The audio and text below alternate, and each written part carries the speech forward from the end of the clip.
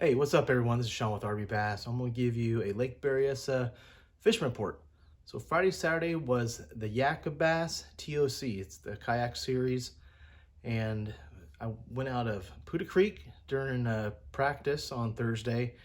Tried the typical things this time of year. I tried drop shotting, I tried spooning, around about 20 all the way down to 40, even 50 feet deep. Saw the fish, saw the bait, couldn't get them to go. Didn't matter what color spoon I was using. Didn't matter the drop shot worm.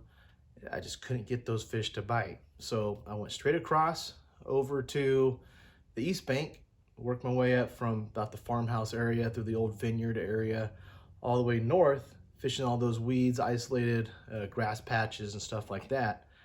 Found fish during practice, so on day one, I decided to throw all reaction baits. And these are the three primary baits I caught all my fish on.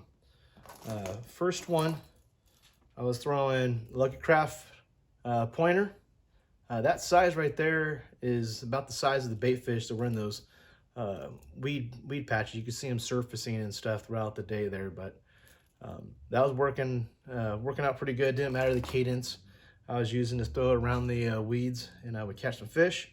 Other bait I was throwing was the old speed trap, chartreuse blue back. Again, just casting it by the weeds, see the isolated patches, cast out and just reel it in. And the one that I caught the bigger fish on was the Dobbin spinnerbait. This got the chartreuse and white, has the gold willow blade and the chrome Colorado blade. Got a white Kitech on there for the trailer. This one caught the bigger fish, I think, anywhere from 2 feet down to about 8 or 9 feet. When you get out to that 8 to 9 foot range, the weed clumps are real sparse. So anywhere from 2 feet down to 8 feet is probably about the key depth that I was focusing on, and covered a lot of water. Lost a few key fish, 3 in particular that would have definitely helped a lot. But I did manage to get limits on both days. Fishing was tough overall to the people I was talking to. I believe day one there was only 11 or 12 limits caught, and day 2 was even tougher. I think there was only around like 8 limits or so that were caught. So fishing conditions were tough.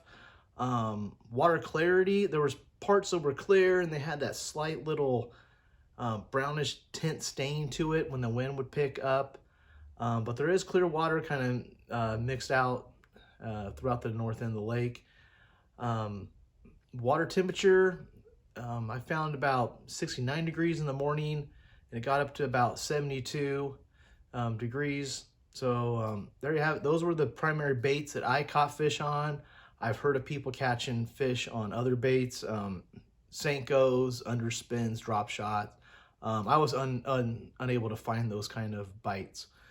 So if you're interested in kayak bass fishing, look up Yak-a-Bass on Facebook, join the group. It's a great group of guys. They're always willing to answer questions about kayaks.